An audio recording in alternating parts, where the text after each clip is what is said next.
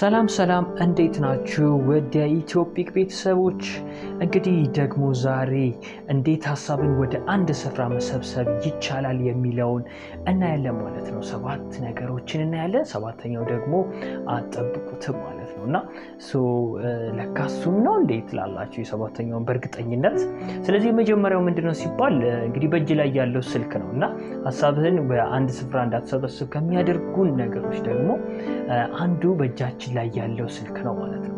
ታዲያ ቀናችንን ስልካችንን በመነካካት እንጀምራለን። ቲክቶክ፣ ኢንስታግራም፣ ፌስቡክ፣ ዩቲዩብ እንዲሁም ደግሞ ቴሌግራም።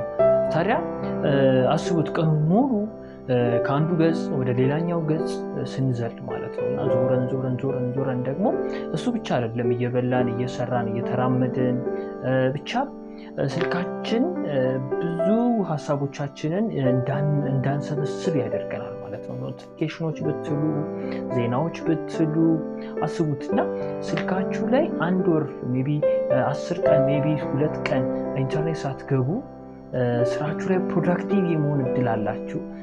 አንዳንዶቻችን ደግሞ እንግዲህ ለ2 ቀን ይቅርና ለ2 ሰዓት ለ2 ደቂቃ እንኳን እንግዲህ ከስልካችን መነጠል ይከብደናል ማለት ነው። ስለዚህ በእጃችን ላይ ያለው ስልክ እንግዲህ ትኩረታችንን ይወስደዋል ማለት ነው። ሐሳባችንን ይበታትነዋል ማለት ነው። ታዲያ እንግዲህ አስተውሉ ማለት ነው። ልክ ይሄ ምን ማለት ነው? ይሄ በበር ቀዳዳ አጮልቆ የማየት ያለም ደግሞ የትኩረት ምህዳራችን ይጠባል ማለት ነው። ስለዚህ ትኩረታችን እንድናጣ ያደርገናል። ታዲያ ሌላኛው እንቅልፍ ማጣት ነው ደግሞ ሁለተኛው ማለት ነው።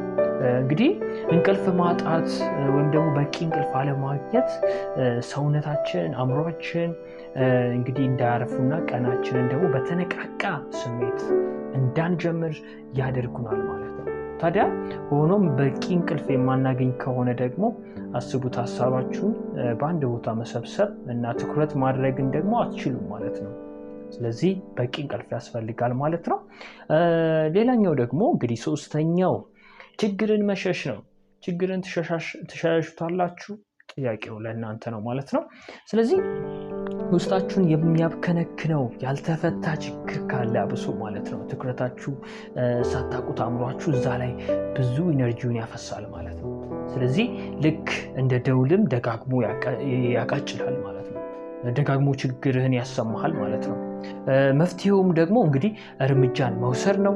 ምናልባት የማትችሉት ከሆነ ደግሞ ምን ታደርጋላችሁ? ስኬጁል ማድረግ ነው። በቃ ሐሳብን እየሰረቁ ምናምን ስለሚያስቸግሩ መፍታት እንኳን ባንችል ምን እናደርጋለን? ቀጠሮ አስቀምጠንላቸው ይህንን ማድረግ እንግዲህ አእምሯችን እረፍት እንዲያገኝ ያደርገዋል ማለት ነው። ሌላኛው አራተኛው ደግሞ ምንድነው ካላችሁኝ ብቃት፣ ይሄ የአካል ብቃት እንቅስቃሴ አለማድረግ ነው። እንግዲህ ስፖርት አለመስራት ማለት ነው።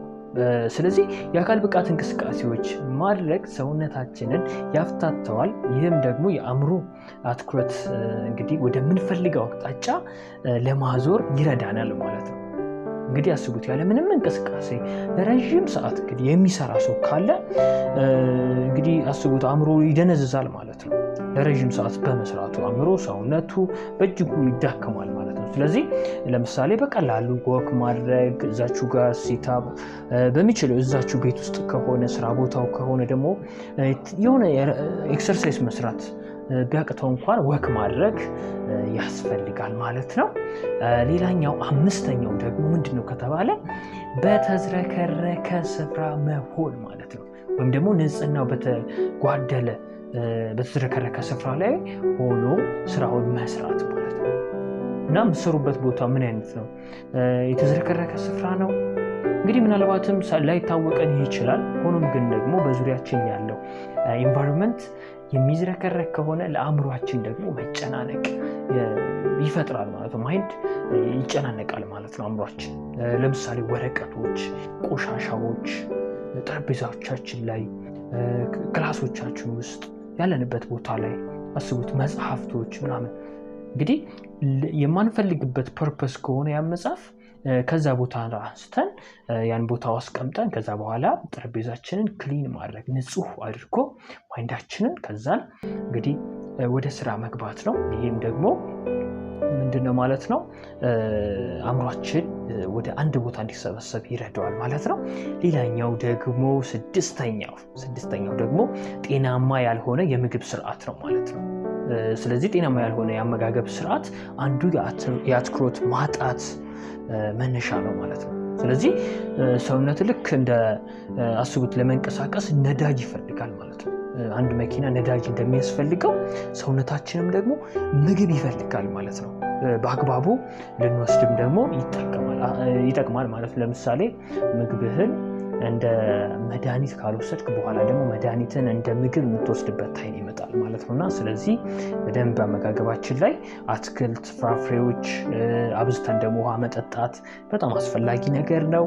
እና ሰባተኛው ደግሞ የመጨረሻው ምንድነው ካላችሁኝ ከመጠን በላይ መስራት ነው። እንግዲህ ከመጠን በላይ መስራት ደግሞ ሌላኛው የአትክሮት ማጣት መንስኤ ነው ማለት ነው። ስለዚህ በምትሰራቸው ስራዎች ላይ መሃል ደግሞ እረፍት መውሰድ ይሄ በጣም ጥሩ ነው ማለት ነው። ፋታን አድርጎ ደግሞ ከሌለ ደግሞ ልምድ ፋታን ማድረግ መለማመድ አስፈላጊ ነው። ይህም ደግሞ ሐሳባችንን እንድንሰበስብ ከመርዳቱም ሌላ ደግሞ ለሰውነታችንና ለአእምሯችን ጤና በእጅጉ አስፈላጊ ነገር ነው።